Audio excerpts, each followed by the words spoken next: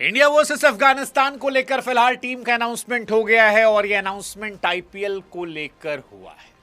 हाँ जी, कहने को आईपीएल जो है वो सिर्फ एक T20 इंडिया की एक लीग है, लेकिन हम सब जानते हैं कि आईपीएल के आधार पर इंडिया में सिलेक्शन हमेशा होते आए हैं। जो अच्छा करते हैं उनको मौके मिल जाते हैं, जो खराब करते हैं वो बाहर हो जाते हैं, और यही कहानी इस बार भी हुई है। इंडियन स्क्वाड में आईपीएल का सीधा असर दिखा है। असर ऋषभ पंत को लेकर 27 करोड़ के ऋषभ पंत जो टीम इंडिया के लिए ओडीआई में खेल रहे थे, टेस्ट में वाइस कैप्टन थे, उनको झटके पर झटका दिया गया है। ऋषभ के लिए सदमा बहुत गंदा होने वाला है। ईशान किशन जो सदियों से बाहर चल रहे थे, उनको अवार्ड दिया गया है, टीम के अंदर लिया गया है।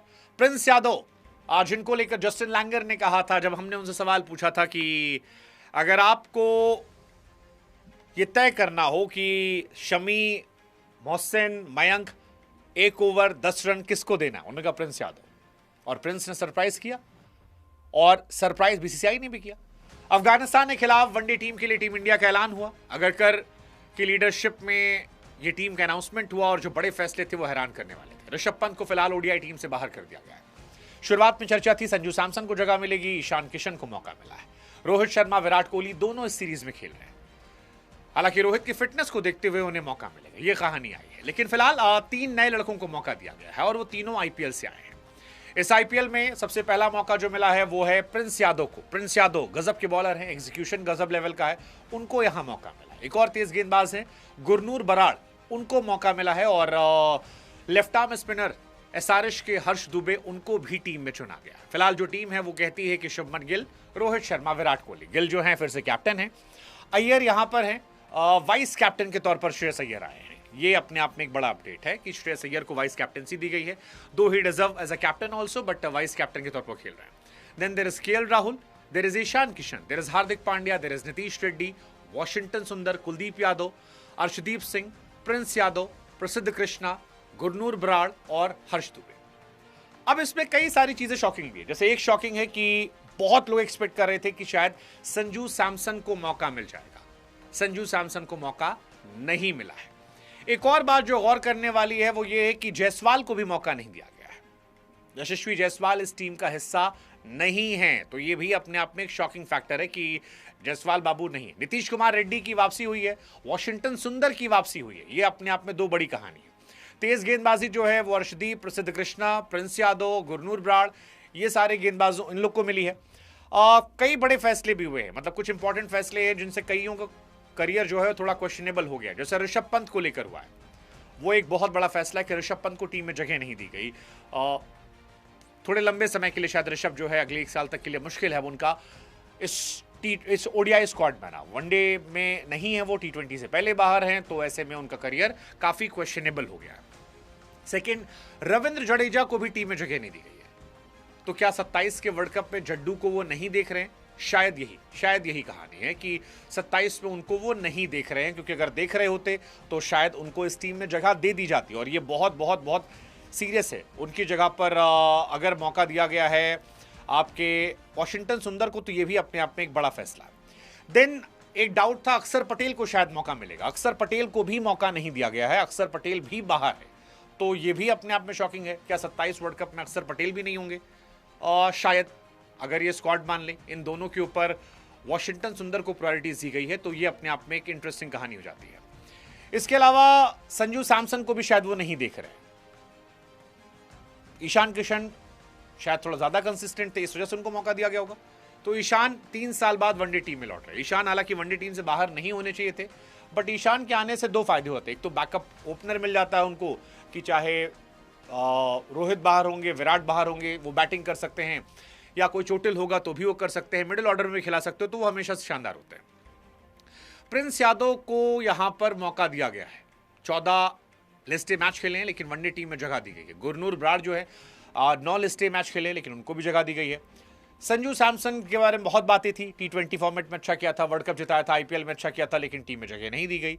अक्षर पटेल को टेस्ट और ओडीआई दोनों से ड्रॉप कर दिया गया। अक्षर पटेल का तो पता नहीं क्या क्राइटेरिया है भाई साहब, उनको क्यों नहीं मौका दिया था।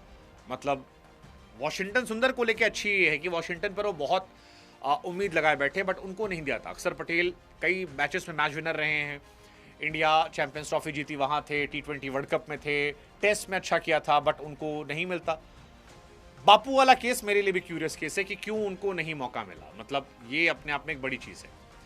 बट वही है कि सबको तो आप ले नहीं सकते, आप किसी एक खिलाड़ी पर दांव लगाते हो और उन्होंने दांव वाशिंगटन सुंदर पर लगाया है, जडेजा और अक्सर के ऊपर। लेकिन इस टीम के सबसे बड़े हाईलाइट हैं ईशान किशन। इंडियन टीम से ड्रॉप किए गए, सेंट्रल कॉन्ट्रैक्ट से हटाए गए, लेकिन फिर आए सैयद मुश्ताक अली, कैप्टन के तौर पर जीता, T20 वर्ल्ड कप जीता, फिर सबसे ज़्यादा रन बनाए, second most run for India, फिर IPL में अच्छा परफॉर्म किया और अब उनको टीम में जगह मिल गई है। अफगानिस्तान के खिलाफ एक टेस्ट मैच और वनडे सीरीज के लिए टीम इंडिया का ऐलान हुआ था। इसमें वाइस कैप्टनसी पर भी असर हुआ है। ऋषभ पंत को वाइस कैप्टनसी से हटा दिया गया और उनकी जगह टेस्ट में KL राहुल को जिम्मेदारी दी गई है। रविंद्र जडेजा उनको भी नहीं लिया गया है। रोहित शर्मा यहां पर आए हैं, ये अपने आप में है। हार्दिक पांड्या के वनडे खेलने पर फिलहाल थोड़ा संशय है। ओवरऑल अगर हाईलाइट आपको बताएं तो KL राहुल वाइस कैप्टन बन गए हैं। जसप्रीत बुमराह जो है वो रेस्ट करेंगे दोनों से। जडेजा टेस्ट से रेस्ट करवाए गए हैं। ईशान ODI में वापस आए हैं, प्रिंस को मौका मिला है।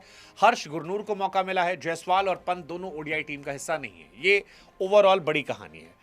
ऋषभ पंत पिछले साल ही टेस्ट के वाइस कैप्टन बनाए गए थे, उस टाइम उन्हें कैप्टनसी की बातें भी चल रही थी, लेकिन जिस तरह से उनकी टीम ने खराब खेला लखनऊ ने और जिस तरह से उनकी इंडिविजुअल फॉर्म खराब हुई, मुझे लगता है कि ये जिम्मेदारी उनसे ले ली गई है और उनको हटा दिया गया है। सेम उनके साथ हुआ है कि उनको T20 के बाद वनडे से ही बाहर कर दिया गया। जायसवाल को भी उनकी फॉर्म की वजह से बाहर कर दिया गया है। अब I still believe Rishabh Pant is a fighter. Ishan Kishan 2.5-3 साल बाद बाहर थे, उनको लाया गया। 2023 वर्ल्ड कप में ईशान थे, उसके बाद से बाहर चल रहे थे, बट ईशान ने अपना कमबैक किया।